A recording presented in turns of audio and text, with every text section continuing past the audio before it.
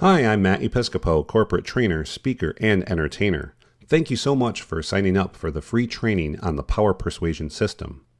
Each day, you're going to receive an email that will contain a video that I've extracted one power tip from each of the letters P-O-W-E-R that I'm going to give to you that if you choose to implement these things, you'll see a significant increase in your business. So let's get started. I was asked a question: if there was one problem in business that you could solve that would have an immediate impact, what would that be and why? The answer is simple: communication. Why? Because everyone in business is a professional communicator. By learning and implementing some secret psychological tactics used by law enforcement, you can make an immediate impact on your business. Let's get started. Why am I qualified to teach this to you? Because I have over 21 years of law enforcement experience. I retired in 2011 as a highly decorated captain and won many awards. For over 10 years, I taught advanced communication strategies and also taught interview and interrogation techniques in the police academy, as well as leadership and management courses. This got me thinking, if you did something wrong and you knew you were going to be in trouble if you told somebody, why would you tell me? Because my job was to teach them how to tell the truth. How do I know it works? Because I didn't get to pick and choose who I talked to.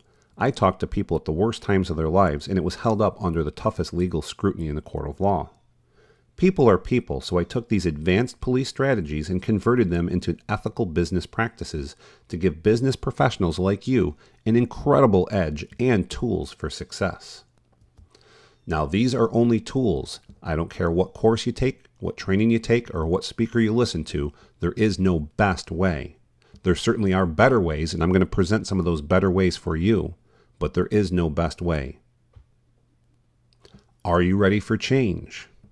I ask you to be open-minded. Training equals change, and I'm going to provide you some tips that you can use today. You have to choose to implement. That's the whole thing. You have to take action. I can't do it for you. I can provide you the information, but it's going to be up to you to take this information and see the change for yourself. So let's get started.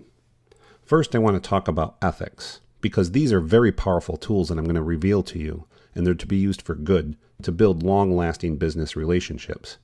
They certainly could be used for bad, like anything, but they'll have very short-term results, and it could end up ruining your business. And who wants that? So what I'm going to ask you to do is have common sense, use these things for good, and have integrity, because not every deal is for everyone.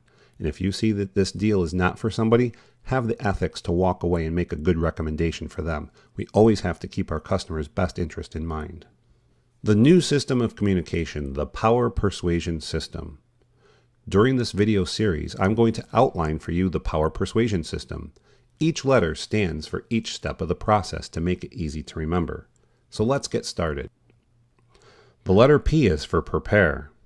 There's a lot of things that I cover in my course, but I've extracted one power tip for you today, and we're going to talk about confidence for just a minute.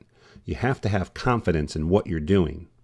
If you don't get excited about what you're doing, and you're not your own best customer, and you don't believe in what you're doing, you shouldn't be doing it. I hope that's common sense, and I hope that you are. But not everyone is in a job that they're passionate about and what they believe in. So that's the very first step, is you have to get excited. You have to have that passion. You have to be doing something that you believe in doing. You have to have confidence. If you don't have confidence, it's going to be like the domino effect, and it's all going to fall down and tumble and crumble around you. So you have to get excited. You have to believe in what you're doing. You have to have that confidence. If you have that confidence and you have that passion, we can then begin to build on that foundation. You have to have a big bag of tricks. And today, in this video training series, I've decided to reveal to you the power tip of the proper greeting sequence. We're going to cut away to a video so that you can see me in an actual training teaching these techniques. So let's see here. Could you help me out just for a second? What's your name? Cindy. Cindy? Yep. What do your friends call you?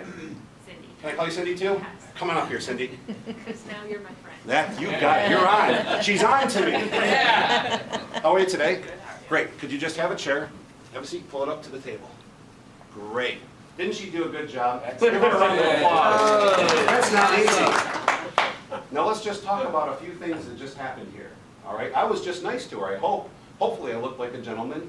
And I hope that it looked like I just shook her hand and offered her a chair and all that. Well, psychologically, there was a lot of stuff going on behind the curtain there. And let's talk about that. Yeah, check your watch. Not you, her. Okay. So what happened is, the first thing I did is say, what's your name? Now some people, like my name is Matthew, but most people call me Matt. So if I said, Matthew, what do your friends call you? My friends call me Matt. Can I call you Matt? Yes. We've just established we're friends.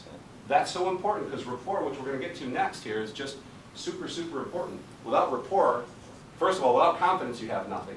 And these are all building blocks. The next thing that we're going to get to is, in a second, rapport. Rapport is not just a one-time thing, it's a lifelong thing. And you have to think in those terms. So we established very quickly that we're friends. I also shook her hand to build a bond, plus you can tell a lot about someone's handshake. Now just a quick couple of tips on handshakes. For ladies, don't offer your fingers, okay? We're not going to kiss your hand. This is not a formal ball or something. A good handshake.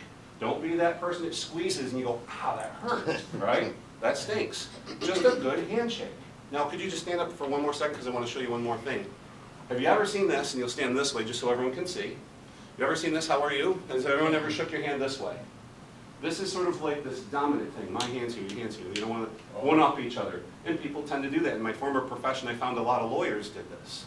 Okay, no offense to any lawyers. This is an observation that I made. They come in and they give you this over-the-top handshake. So what do you do about that? Because you're supposed to be the professional. You're supposed to be the leader. Someone does this, how do you win at that game? I'll show you, and I picked you for a reason because I'm a little bigger than she is. All right? So what happens when I do this? What do you do? See, now we start thumb wrestling and it gets awkward, right? Here's a quick little tip that you can do. When someone offers you an over-the-top handshake, the socially acceptable thing to do, give me an over-the-top handshake, is a quick touch anywhere from the top of the hand to the elbow. So if she goes to shake my hand like this, nice to meet you, and that's the end of it. Just a very quick touch, let go.